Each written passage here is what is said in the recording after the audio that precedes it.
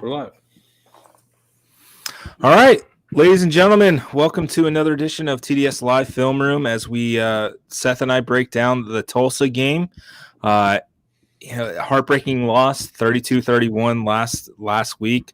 But we press on, we move forward, we learn from the mistakes, and we hope that it doesn't translate into the Temple game this weekend, 7 o'clock ESPNU at home. Make sure you guys go out and support the team. I know there's been a lot of stuff this week, but it's not the players. It's not the players' fault. It's not the current administration's fault that we're in the position we are. We just gotta keep trucking along and until we can't. But there were some good things from this game that we can take into next week. Couple splash plays on special teams, a couple good defensive plays made in the game, couple turnovers. I mean, steps in the right direction. We still got a freshman quarterback, Seth, that's gonna make some freshman mistakes, and that's what you're seeing when this is his third start. Yeah, and Tulsa kind of provides a weird test with how they play. They will rush three guys. Their three guys are all pretty good up front too.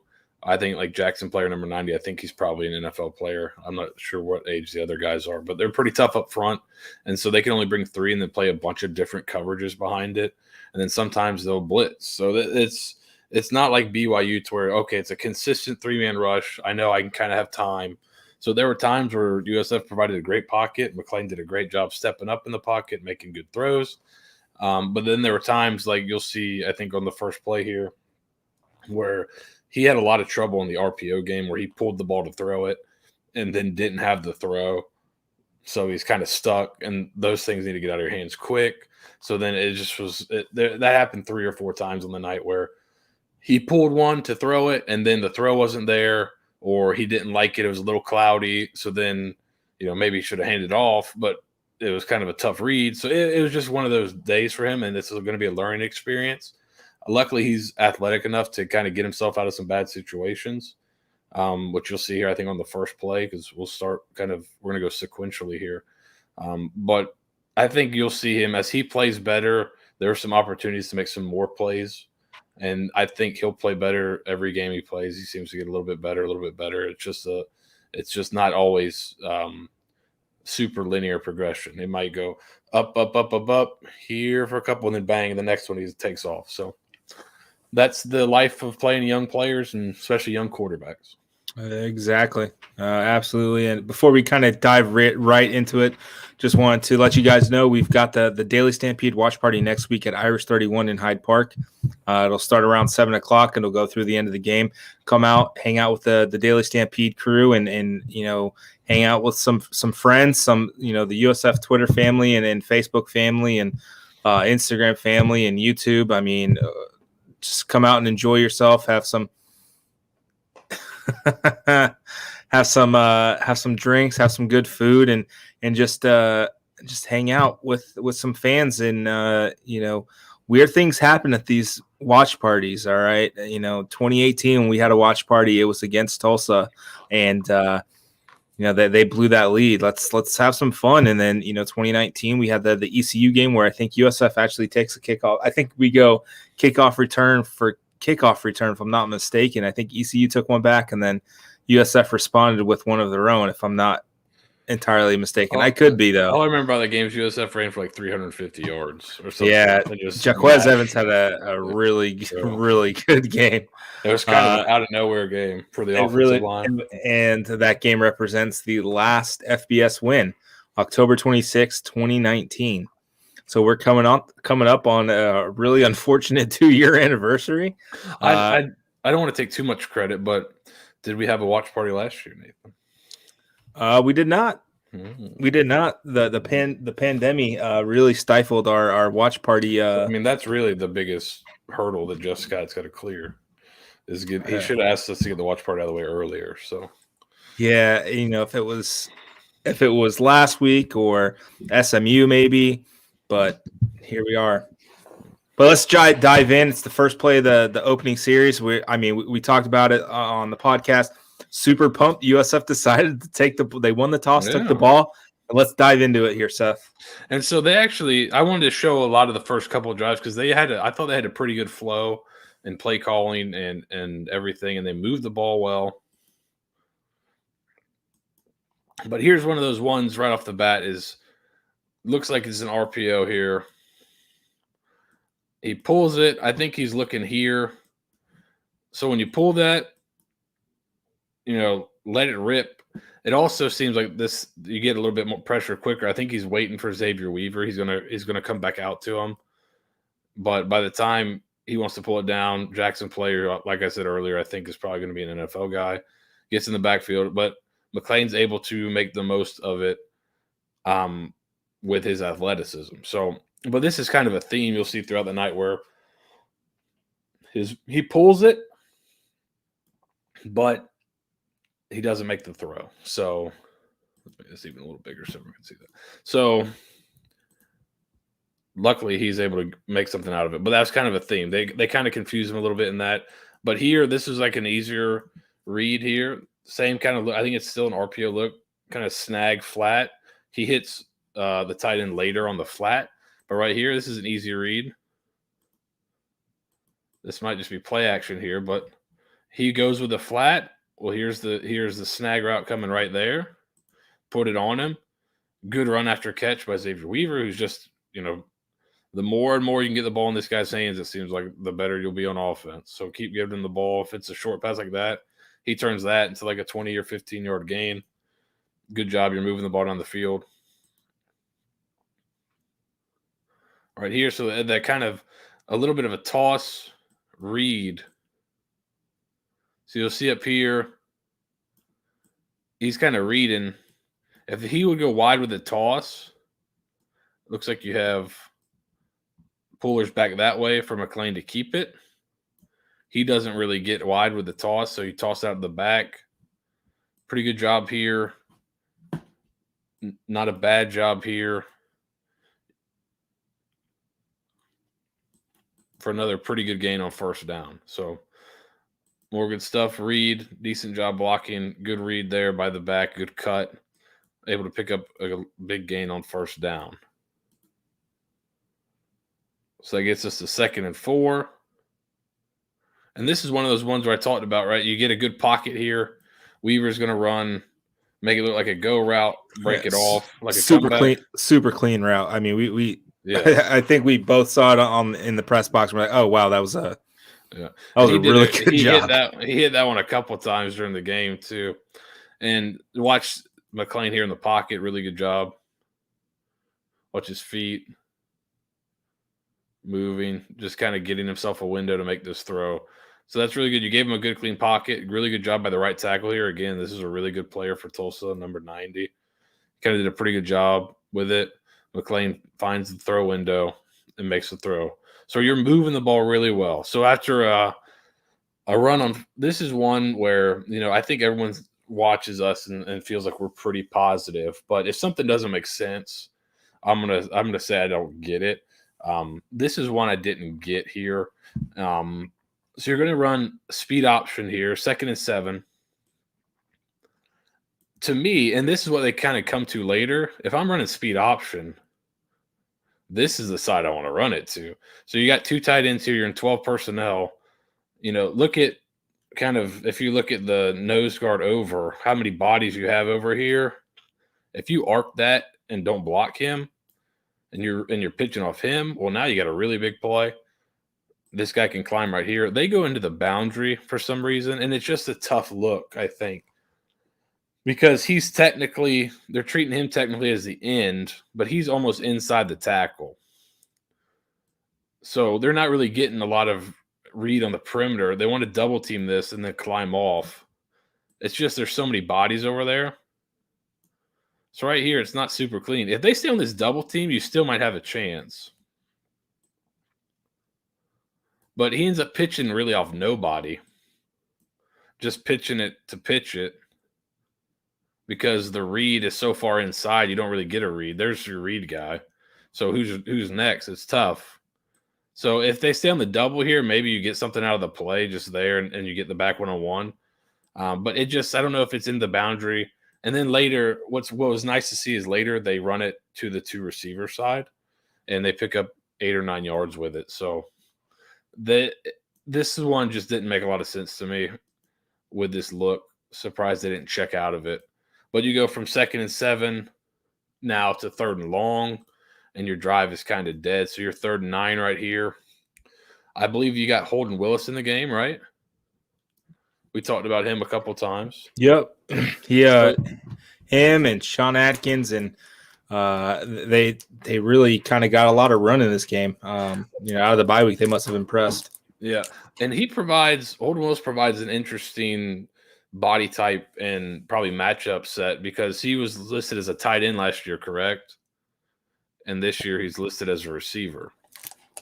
Yeah, I remember Jeff Scott saying what I guess it was that signing day, 2019. Yeah. Saying he's a super raw, but everybody's going to look up in 2 years and say, "Oh wow, Holden Willis."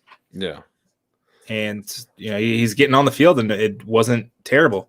No, I think he pops open, not on this play, but I think he pops open on one other one, but it was the same concept.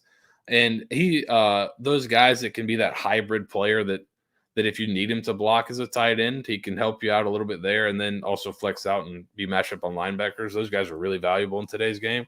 So if that's what he's developing into, you got to feel pretty good about his future and then kind of the future of the offense with guys like him and Timmy and Jimmy on here. But what they're trying to do here, and they come back to it a few times, so they must like it. It looks like he's running a deep over, and Jimmy Horn just running a shallow. It may be like 4 verts, or it's 3 verts here, but a lot of teams will run the verts and then run the shallow underneath it. Looks like Holden Willis gets a piece of the linebacker here. He kind of turns. He sees him going vertical, turns to run with him, and gets a piece. So I'd imagine the play is designed to, if you get this clear and they throw it to Horn later and the defensive back plays it better. But if you get this to him right now, goodbye. This guy is not close enough. They run it later in the game, and he'd already seen it a couple times by then, and he's a lot tighter on it, and he played it pretty well. But right here, he's got him beat. I think he's waiting for – it looks like he's waiting for this deep crosser to come over, which maybe in man coverage they want that, right? But you also got him sitting there, right? So even if he – so it looks like man – so the corner runs with a shallow, so maybe they're thinking, if he runs with a shallow, you might be able to get this deep crosser. But you got a safety there too. So this is one I think if you could have dropped it down to the shallow, I think this is one we saw in the box. If you could drop it to Horn on the shallow and just let him run, you might pick up the first down there. I think he was waiting for the deeper route there. But if you give it to Horn right now, I think you may pick up the first down. Because there, and I think we get another look. Do we have another look at it? No, we don't have the vertical look at it. But it was, early on, it really seemed like he just didn't trust the throws that he was making. You mentioned him kind of hesitating or pulling down the ball or things like that. And it seemed more times than not early in the game, he just wasn't trusting what his eyes were telling him. And I get it. You don't want to make the mistake, but yeah, I mean, these are plays that you need to make to progress. Yeah, and he starts to see it later in the game, but by that point, Tulsa's seen it too, so they cover it a lot better the next few times around. But if you could have got it that time, I think you might have got a pretty good play out of it. But again, I think that is also, like you're saying, you're in the scoring zone. You've got a field goal. Let's not do anything stupid and throw a pick. We've got points on the board. Let's be smart. So if he felt like that would be forcing it, it is a smart play not to. But I think he could trust himself to throw it there, trust his receiver to make the play for him, and you have something going there. So here's another one. It's just kind of seems to me it's set up for, you got screen to both sides, it looks like. So the back's coming out there, and I don't even know if that's a real screen or if it's a token screen, but you got the receiver coming in here. And then to this side, you've got these guys releasing, and you got Sean Atkins coming back underneath here. And to me, when I turn here, it looks like I've got it, right? If he throws that thing, Atkins catches it because he's over here looking at the back. You might have a pretty good play. For whatever reason, he does not feel comfortable here and kind of holds it. But if he gets that there, you got it. Looks like you got a pretty good play. So this was one. There was a couple times like this where it didn't. Maybe it just felt a little cloudy or looked a little cloudy to him, and he didn't trust it. Which again, that's. I mean, if you're not trying to make a mistake, that's that's commendable. But right here, you take a hit too on 2nd and 12. We're right there. That looks like a pretty good play if you put it on him there. So not sure exactly what happened there. Looks like it's a good one. And you bring your eyes back to it. But for whatever reason, don't throw it. But it looks like he's looking at it, right? Or is that just? It looks like he's looking over here. And maybe he thinks Sean is actually the blocker, and maybe I don't know, because I mean it's a clear throwing lane. It looks like he's see the looking lane right now.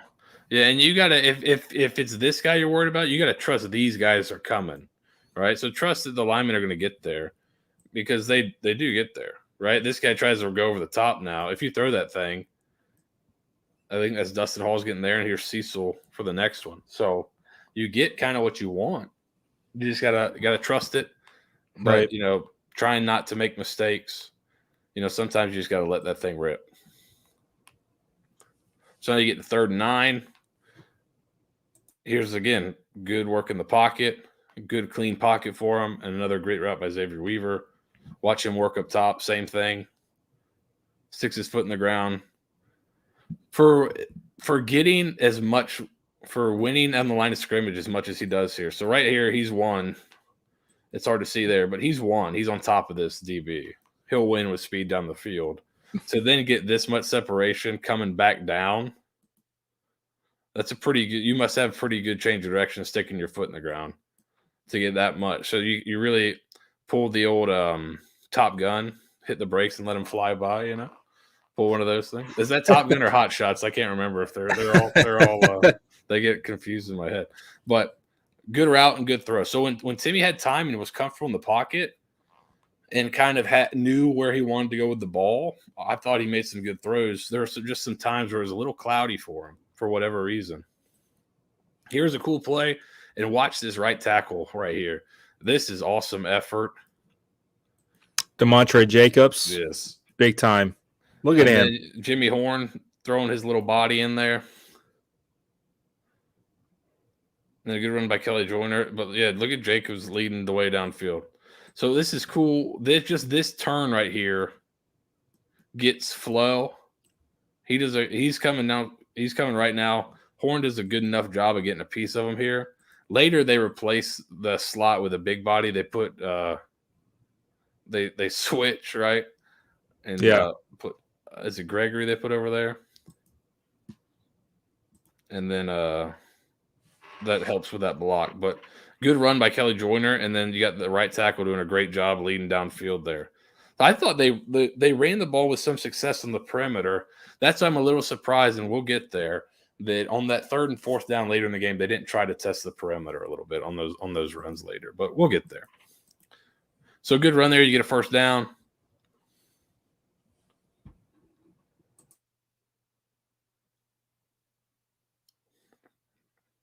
First and 10. Here's another one where it's quick game. So it's kind of pick a side. Now, what I'm not sure, and we can't see on camera right here with this view. So you have a corner here, you have a safety rolled down here. This side, this corner squatting, right? When they come in, you'll see the safety back up. I don't know if they're playing 2.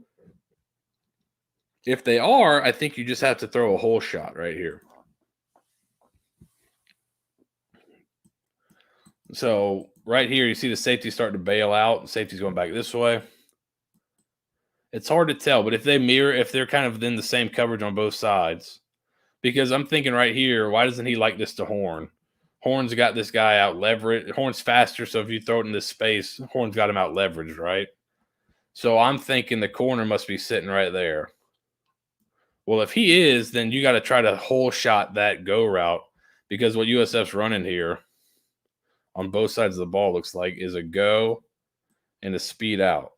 So if the corner kind of sits up here and the safety tries to get over the top, you got to make that throw between them. Obviously, it's a bigger window than this, but just for reference sake.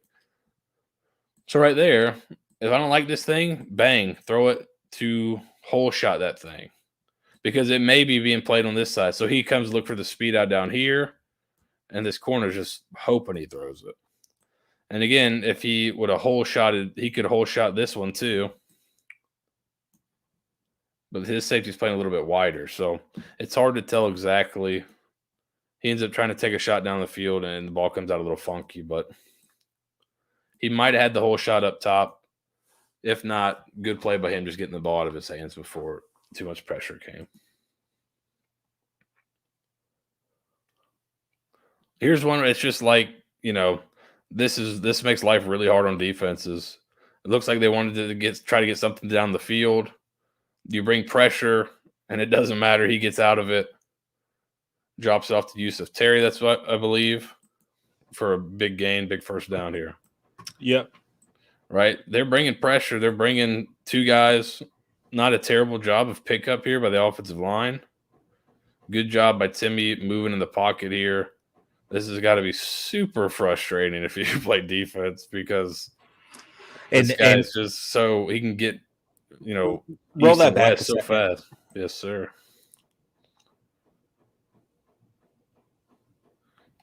All right, now run it from there. So what you're seeing here, this is just something that I kind of pick up on it and really like to see.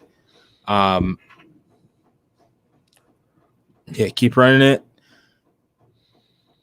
So he gets it down, and he's running with the ball like he's actually about to run. Look, but like high and tight, right? He's got the 5 points of pressure.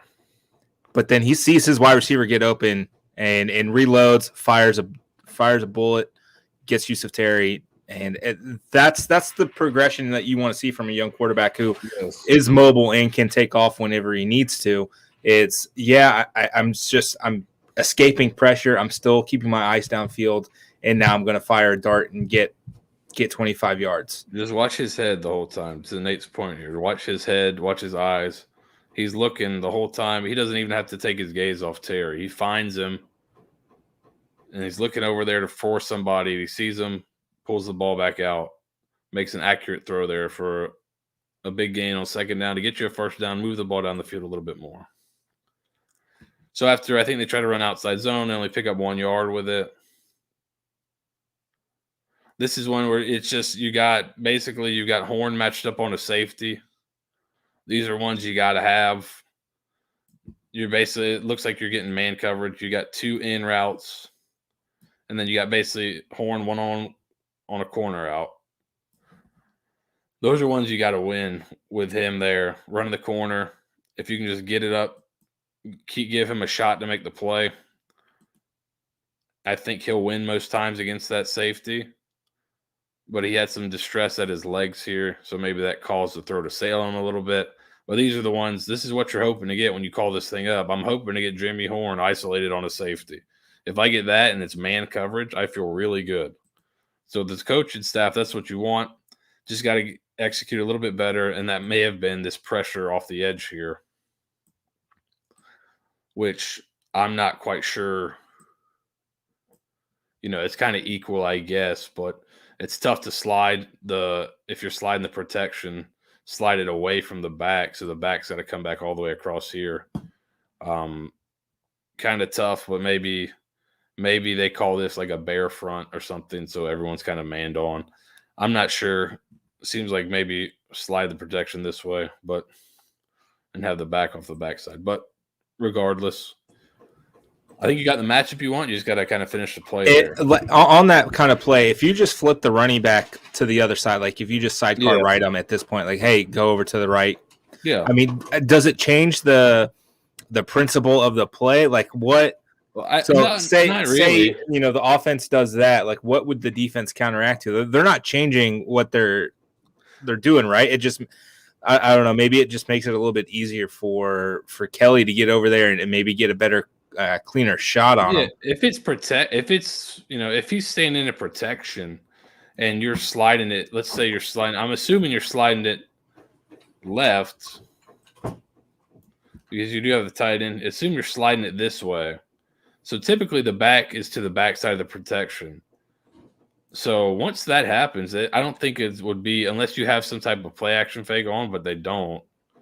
It really looks like maybe a token fake, but I don't think there would be any problem moving him over here if the back edge is his protection responsibility, then I don't think you have a problem moving him over, just so he's able, like you said, you don't want to, instead of meeting him in your lap, maybe he meets him right here. And now I can step into this throw and really just really complete the pocket, give you a wider pocket to throw from. So, I don't know. I would never claim to, but I don't know, be an expert on pass pro, but I don't know if he's setting the protection or if the line's setting the protection. That's also, if they are, they got to he's got to figure out that, okay, that I got to move the back. If he's setting it, then he should know, okay, maybe I can move the back so it doesn't have to come all the way across here. But and then also if you're setting it, when you see this guy start to creep up, maybe reset and turn it this way. But that's kind of another thing that, Cam Newton was talking about. He never had to set protections when he got cut by the Patriots. He's like, I've never had to set protections before. So not everybody has the quarterback set protections. So it's something you learn, and whoever's doing it, it'll just help you out in the future here. 3rd and 9. So this is one where, you're going to run Y corner, basically, snag, flare. This is one where I'd like to see him just right here. I know it's 3rd down, and you want to get the 1st down. But right here, you could put it on him, hope he could pick something up, or drop it down here to the back. We saw him, I think it was against BYU, dropped it to the back. The back ended up picking up a 1st down after you drop it off to him. Just drop it off to one of those guys, get what you can. Here he takes off. You lose 2. So 3rd and 9 becomes 4th and 11.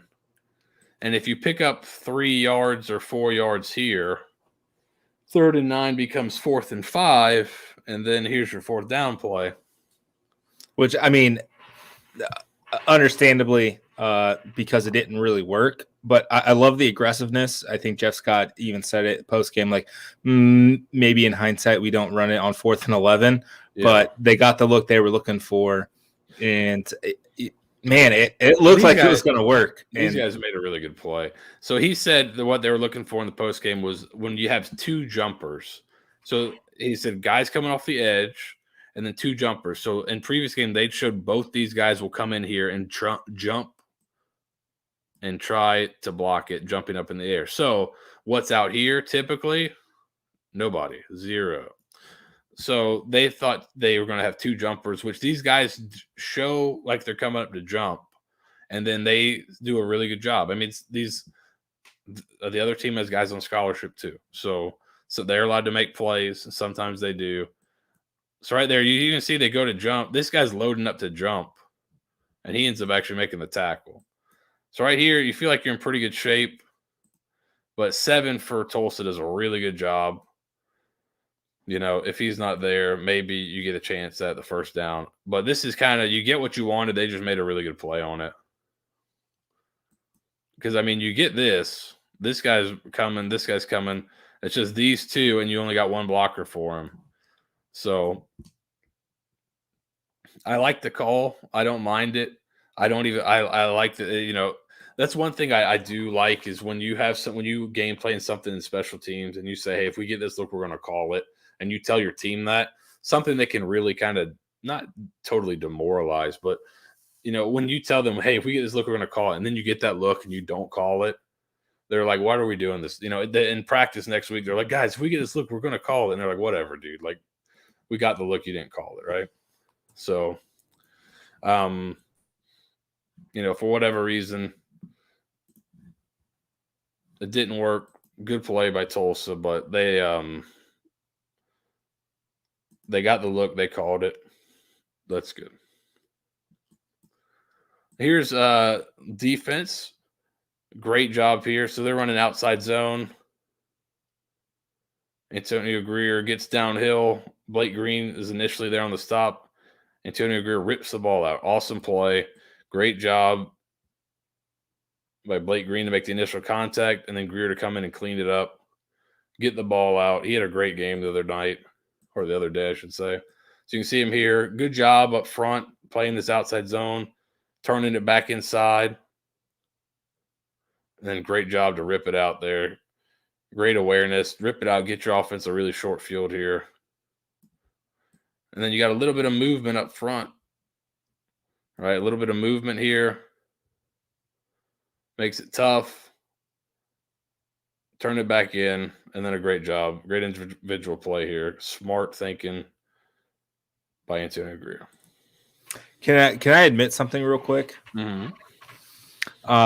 I must have blacked out. I don't remember this play. I could have sworn it happened on a kickoff. Like, I would have bet really good money that Antonio Greer caused a fumble on a kickoff return and recovered his own fumble.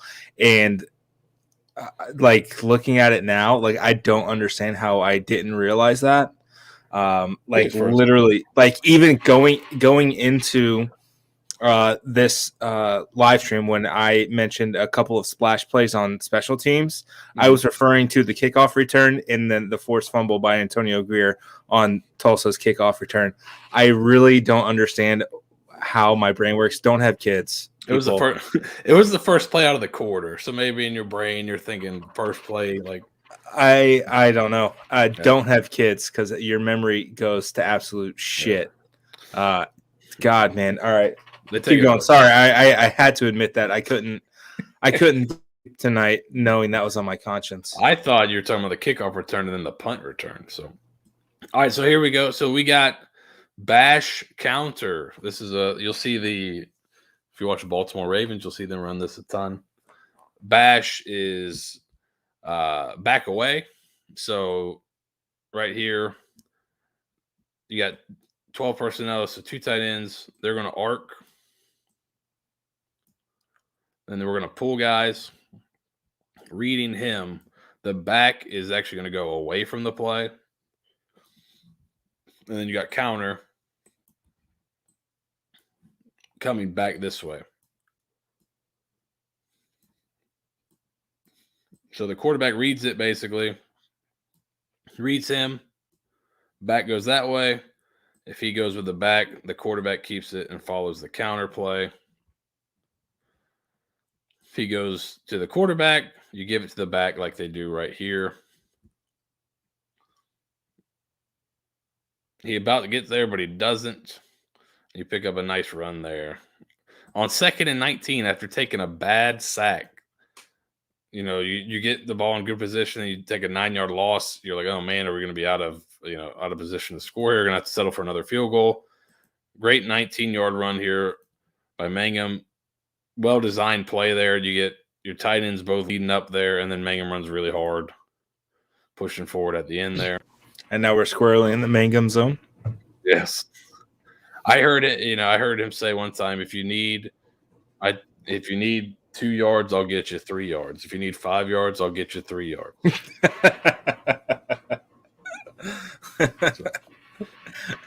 So right here, you have a little zone read. It looks like gets beat across face.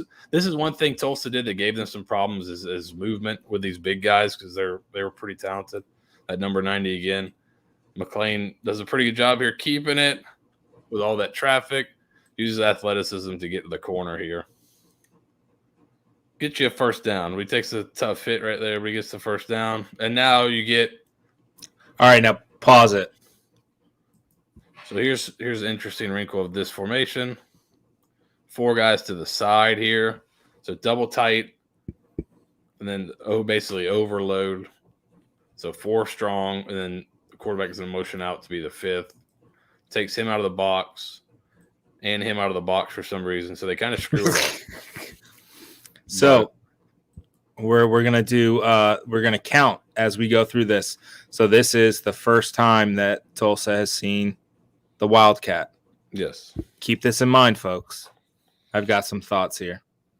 So here, for some reason, this guy goes out, which I don't know what, I don't know what he's thinking, but that just gives you the edge really easily. And that's something you'll notice on a lot of these with Mangum, and that's something that kind of was odd later, is they'll do this with 4 to a side, and then weak a lot of times. The edge, you'll get the edge there with this defense. So I'm surprised he did not kind of try to bounce one of these later in the game. But there's one touchdown. Great job.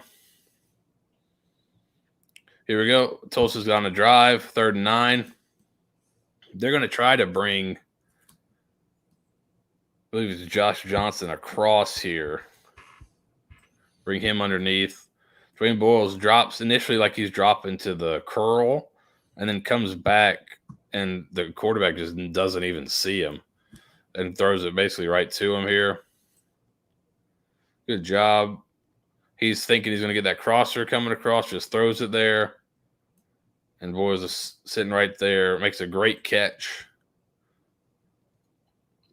Takes points off the board for Tulsa likely.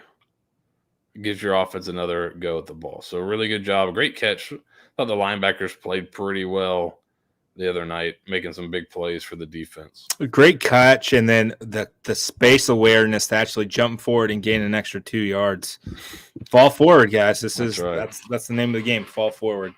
Yeah, so good job. So they switched it up a little bit. They played they played some zone there on 3rd down. Didn't give the same looks.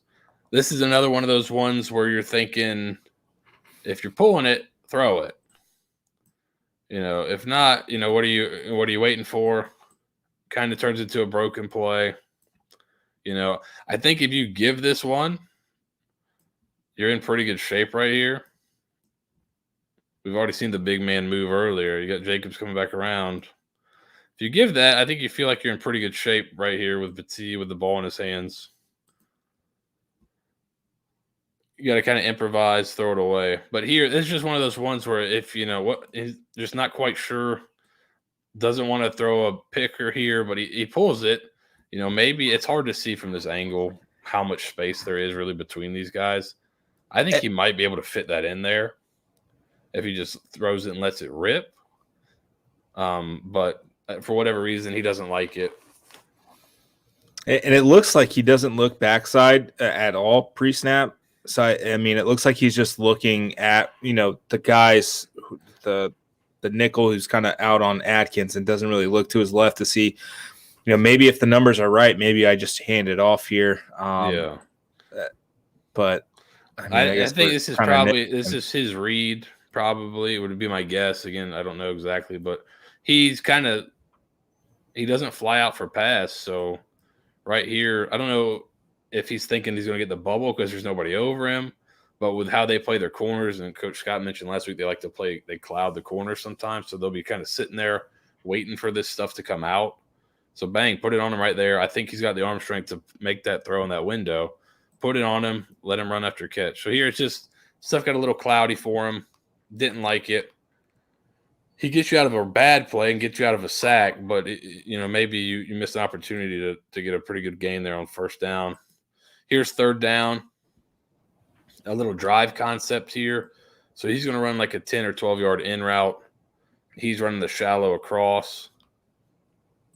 You really kind of can pick your poison here because those backers stepped up with a tailback. If you drop it off the horn, he's got a ton of room to run. But if you just put it on the tight end here, you've got a 1st down, just sails on him a little bit. Good idea. I think the right idea here, but just got to complete it. And a pretty good, not a bad pocket either. That's just that's one I'm sure he wanted back after that. But not a bad read, just got to put it on the guy. Tulsa ends up scoring off the next drive, and so we get a nice little kickoff return here. This is something we talked about before the game, that they were really bad at giving up returns. And the kicker is on his horse here, but watch Jimmy Horn come in at the last minute. just in case. Nice shield. Good job. Nice effort there by Jimmy Horn. And then really well returned here by Brian Battie. A guy you want to see with the ball in his hands as much as possible. They've got some explosive guys on offense. Just got to get the ball in their hand in space. And one way to do that is on special teams. Here's a look at it from deep. Must have seen something here.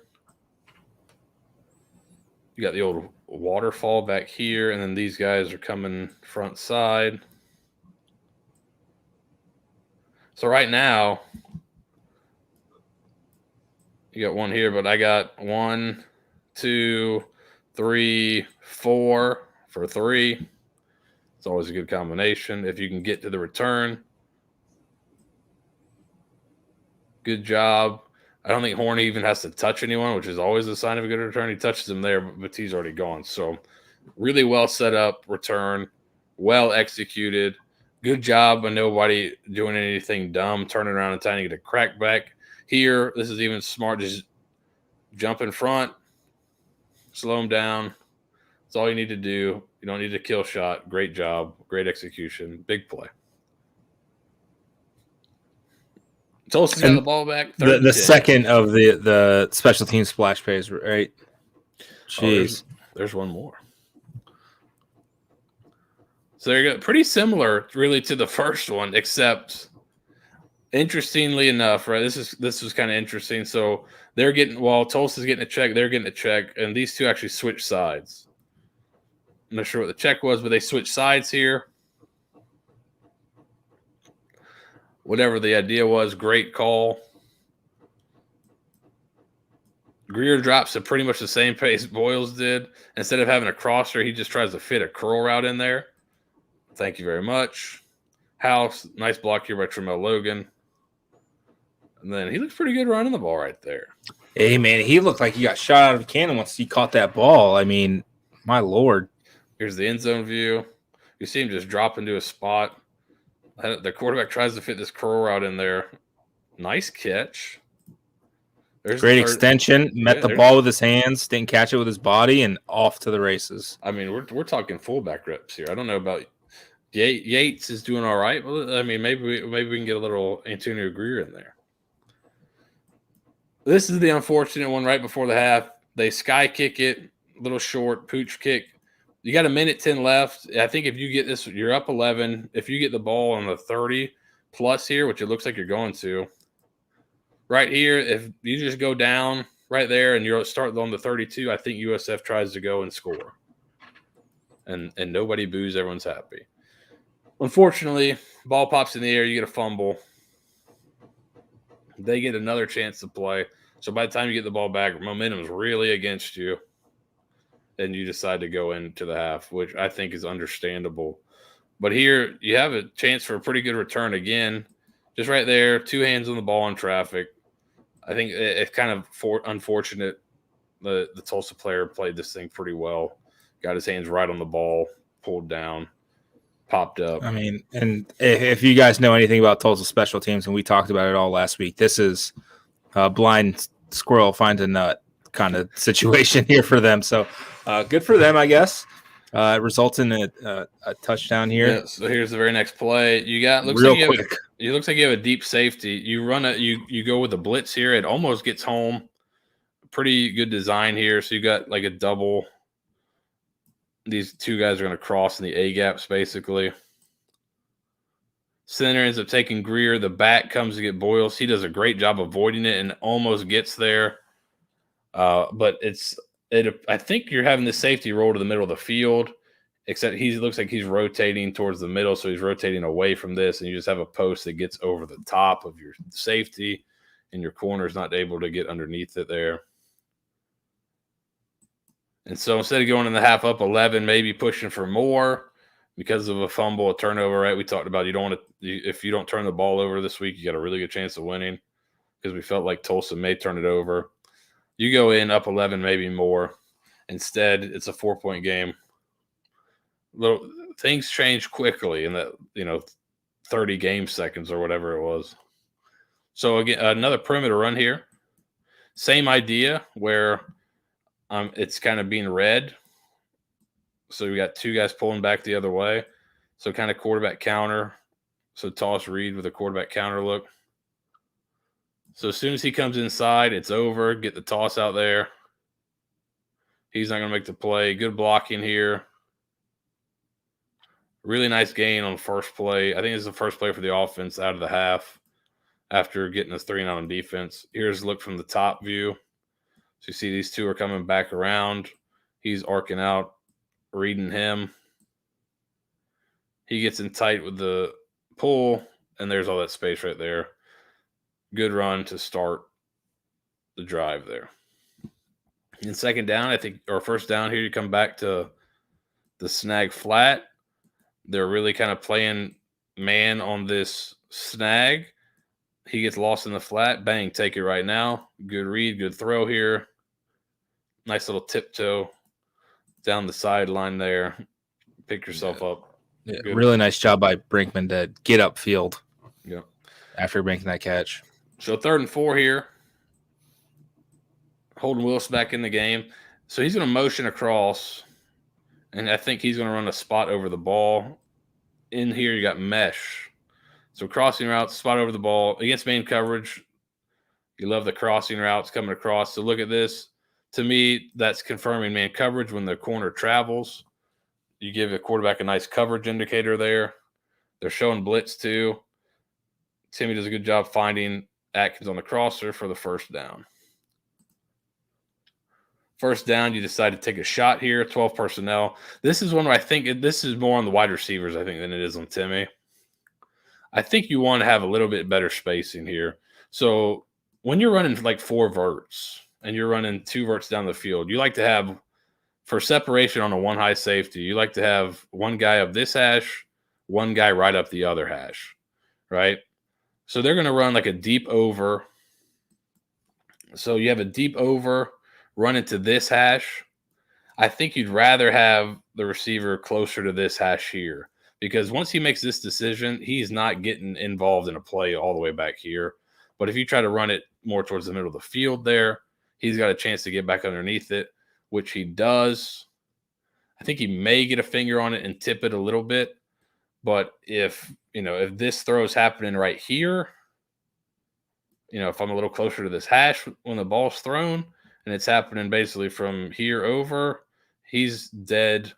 This is probably a touchdown if I get a good ball, which I think this ball ends up being pretty decent. Just kind of, it's hard to fight through all that traffic. So I'm not sure exactly how they teach it, but I would guess it's kind of more of a spacing issue with the receivers than it is a kind of a throw, because that's the right read. The safety took the deep over.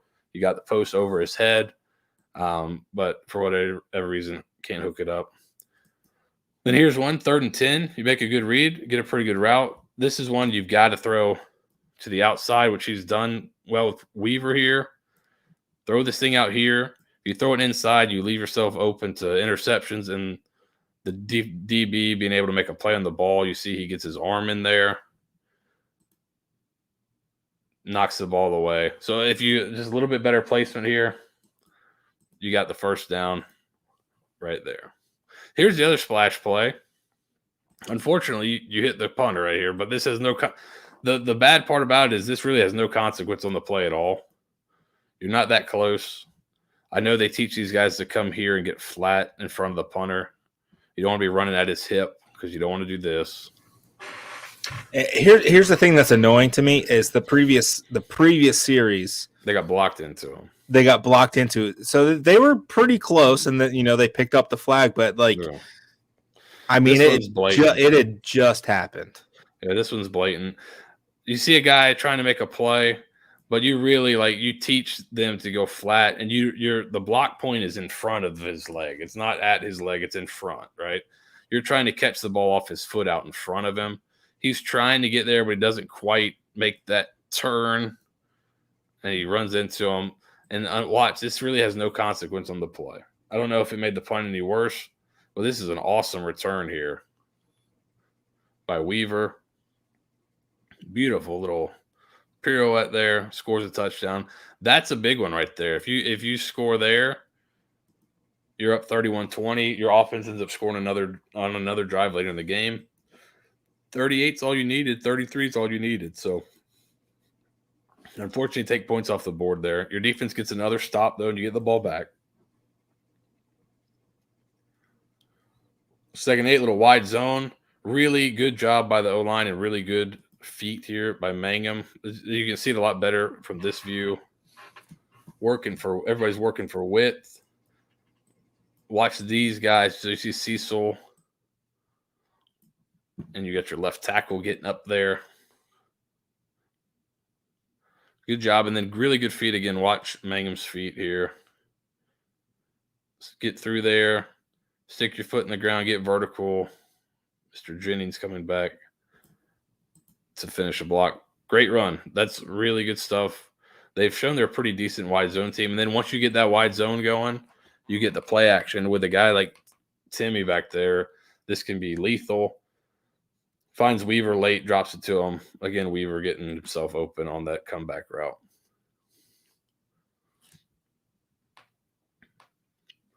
Good job here. Scramble drill, wanting to make something happen. Looks like you might have looking for something down the field. Get yourself out of some problems. Can we discuss what was going on with the offensive line here? I don't know. This one, I think this is the one where I looked at you and was like, was this a screen? Like, what happened here? I think we don't quite catch the snap, but he was, I believe that's Jackson Player, was on the nose, head up on the center, and then right at the snap, he's really quick and he just moves. He just kind of slants away from him and swims over and just gets through. And then,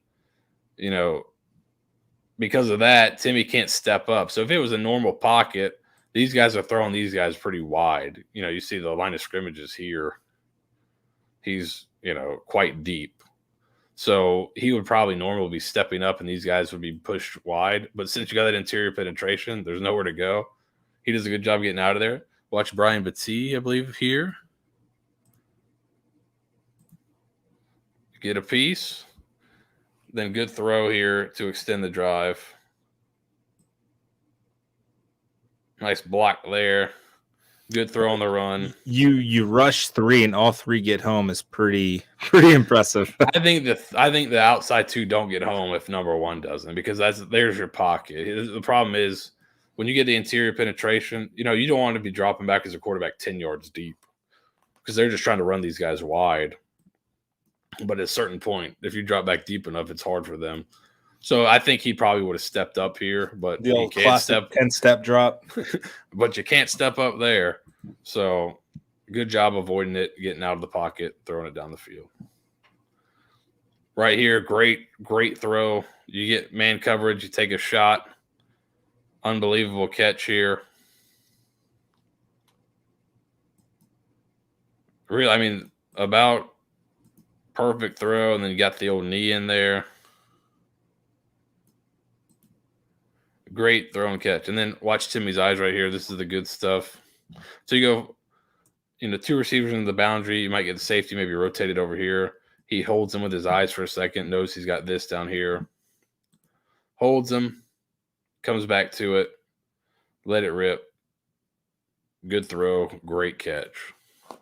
Very next play. Nice little zone read look.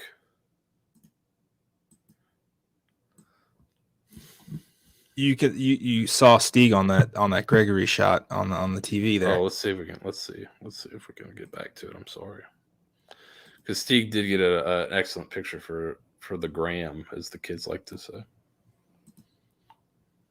Wait for it. Right there. As Robert Stieg of the dailystampede.com. Just right in the action. Here's the thumbnail, Vito.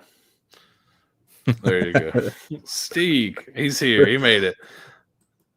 So, next play. Great job, great run. Way to stick your foot in the ground, get vertical here. So they arc. They both go. The backer goes inside. They both end up kind of taking the back here. Then great job sticking your foot in the ground, getting vertical for the touchdown. Great run there. Yep. All right, so the drive you need right here. Tulsa just scored, made it 31-26. You got to try to see if we can put a drive together, score some points, at least get a field goal out of this.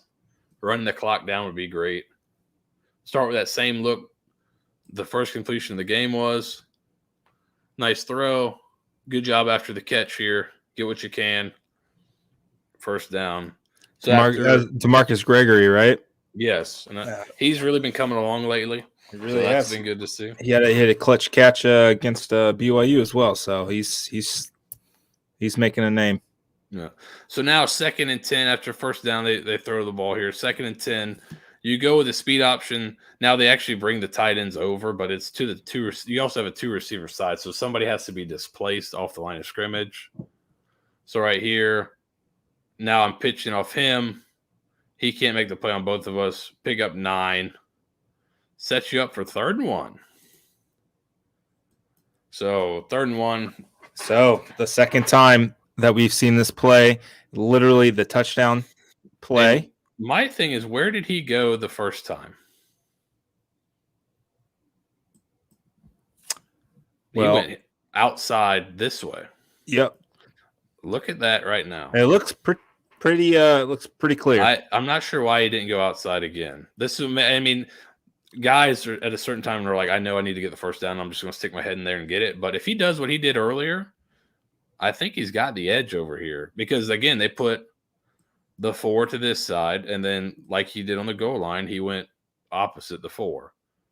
They didn't take 2 guys out there like they did last time, but you still, right? If you look at this picture right here,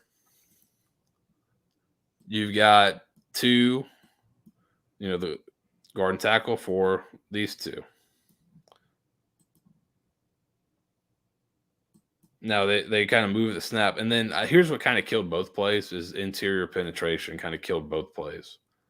So he's trying to get vertical. I think if he just stays on his path here outside like he did previously, he can bounce it and pick up the first down. He's trying to get vertical. Interior push happens. He just runs up into the back of the guard who got pushed back in the backfield. So, I think if he just does what he did previously, to me, that looks like he's going to have that edge. And at worst, he can run through an arm tackle there with how strong he's shown himself to be as a runner. But you got this interior penetration just kind of causing a big pile up in the middle here. That's why I think, something outside could have worked on these last couple of plays regardless of formation because they had success running the perimeter. So then the 4th and 1 play, which I like the call going for it. Not the exact same look here. So a little bit different look, actually, right? You go, I think this is the look from BYU, right? Where they go double tight. Mm-hmm. Yeah, this is their big package. That's so double tight, and then Yates here at fullback. So they want to run like a lead G play or a down play. So these guys are down here. He's going to kick this guy is what they're wanting. And then Yates is going to lead through on anybody else, basically. So right here, you don't have a bad look for it, but they move a little bit. And then you get interior penetration again. Right here, you get beat across face. And that's the guy that makes the play is actually the guy from the backside. It's going to be a mass of bodies here. Even if he gets that block, because this place hitting super tight, because they're basically just pinching and causing a pile here. So initially I thought it was power, but it's actually G. And you just kind of get a mass of bodies there. Don't pick it up. It is. I did think, and I think you kind of, and that's the last play that we're going to look at. So perfect. We can all sit with that for a week, but yeah. So let me talk about this. So you ran it once and you scored a touchdown on basically what kind of amounts to a busted play. Tulsa was completely out of position, and you bounced to the outside. But I think you get the edge again on the next one. So then you run it again. Mm-hmm. So that's the second time. Mm-hmm. And then you run it again, just with slightly different personnel. Yeah, you're not nearly as spread out. You compact the box. Mm-hmm. So now this is the third time that Tulsa has seen effectively this same play, and it's been put on film 4 or 5 times already this year. Tulsa just really ready for it this time, and Listen, I don't. That's Yeah, what frustrates me. and I don't mind if that's your play call on 4th and 1 because it's when you're trying to get a yard, it's not really about then the way Tulsa's playing it. It's not really about exactly what the play call is. It's really about can you come off the ball and win off the ball and hold your ground. You know, you're kind of putting it on your offensive line there to make their blocks but doing the kind of a similar thing on back-to-back plays. That's the kind of part to me that's a little okay. Yeah, does it look like you have it on the first one? Yeah, but then you come in out with a different look, a different formation. You know you're going to get a different front out of that look. So it's not like you saw it was open, you came right back to it. You came back to something different. That, like you said, instead of having to respect those 4 guys to that side, now it's an even formation. They can play it a little different. So, I'm not crazy about the play calls. I would like to see them try something different on 3rd down, possibly. And I thought, the stuff on the perimeter was working. Obviously, they're going to sell out for run. So if you do know you're going to go for it on 4th down, that would also be a good opportunity to try some of like those pop passes they've hit Brinkman on before. They're going to sell for run. If you're going for it on 4th down, that's your shot to do something different on 3rd down. If it's not there, throw it away, come back for 4th down. Obviously, they're trying to bleed out the clock a little bit, but the most important thing was getting a 1st down. So I think if they had to do it again, they would probably sequence those plays differently and call something different. I like the decision to go, but I agree with you. I'm not the biggest fan of the 2 plays that were called, and I think they could have done it differently, especially if you're going for it on 4th down. Right. And what really bugs me, what really, really bugs me is you're taking the ball out of Timmy's hand on back-to-back plays. Yeah. Like, okay, give Jaron 3rd down or give Timmy 4th down, like however you want to do it. But one of those plays you need to let Timmy have the ball and do something, at least provide an option. They hit Weaver on that snag route. They hit Gregory on that snag route. Give me something. Give them an option, right? Yeah. Give just even the slightest hint that they may actually throw the ball here. Yeah. And you just keep the defense just a little bit more honest than they did on 3rd and 4th down. I mean, 99.999% of the time, when you line up in that wildcat, you're running straight ahead into the line. No, that's the next part of that package. If you want to increase that package, is Mangum's got to throw one out of there now. I mean, you've shown it. It's gonna almost 10 times. People are just gonna load up the box on it. Yeah. If you could slip one of those tight ends out for a huge play, so that would have to be the next growth of that package. But I'm also, and we talked about it a little bit in the press box during the game, I would like to see them. And as you watch back, they did have some runs in for McLean. They were just off reads, so a lot of times he gave it or was given the toss. So they did have some runs in, or the bash gave it. They did have some runs in for him. I would love to see them go more 10 personnel, or if you're using Holden Willis as that kind of hybrid guy, spread the field out a little bit. You've got a big back in Mangum that can block for you. And because it's Tulsa, when you went 10 personnel, so 4 receivers, 1 back, and spread the field out, you got a really light box with how they're playing, especially if they're playing any type of zone over the top. And McLean can run the ball. So I think you can get some advantages in the run game with him if you use that personnel grouping. And if Bryce Miller's back healthy, then you've got at least 3 guys you trust in the slot as receivers, possibly 4 with Holden Willis coming on. And then you got 3 or 4 guys you like outside. You've got the personnel to be able to run it. And I think it would be a good little change up for them. So I'd be interested to see if we see more of that going to the future. But I think that's something they could have used in this game, the way Tulsa was playing them. And I'm not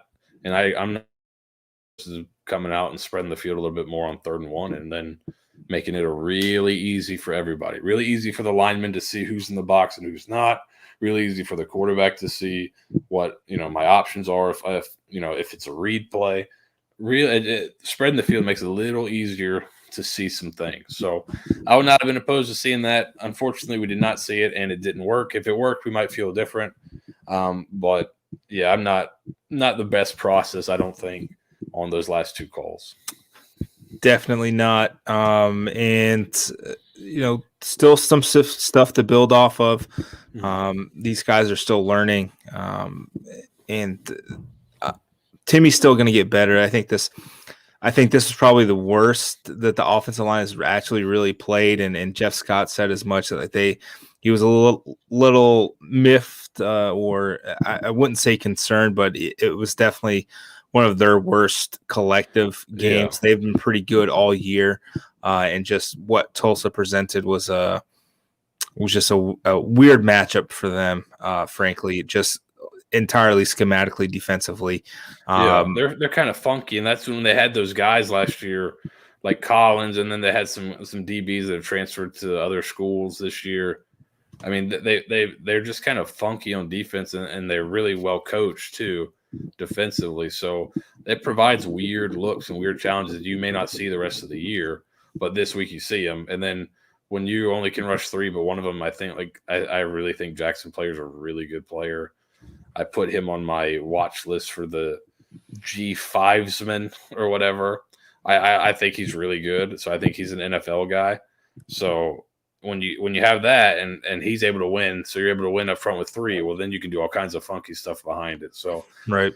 Tough matchup, I think, for Timmy. But he made some really great throws in that game. You saw when he got a clean pocket, for the most part, he was comfortable, made some really good throws. Mm-hmm. That throw to Gregory on the sideline was like you couldn't have placed it any better. So there's room to grow, but I think obviously you're never encouraged losing, but I think a couple weeks ago if you said, hey, they're going to have a chance to win, and Timmy's not even going to play that well, I think you would have been encouraged, and you would have taken it. So I think as he goes, they go a lot on offense, but they had a chance to win this game, and he didn't even play his best. So as he gets better and continues to learn, I think the offense will get better, and we've seen that kind of throughout the year, throughout his starts. Yep, absolutely. And with that, we'll wrap up this evening's film room session.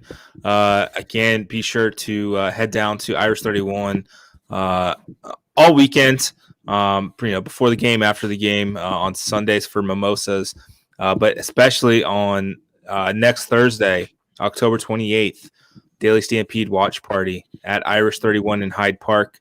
We'll be there. We'll be hanging out with the fans and enjoying some beverages, eating some great food, and just hopefully watching a USF win. So second win in a row.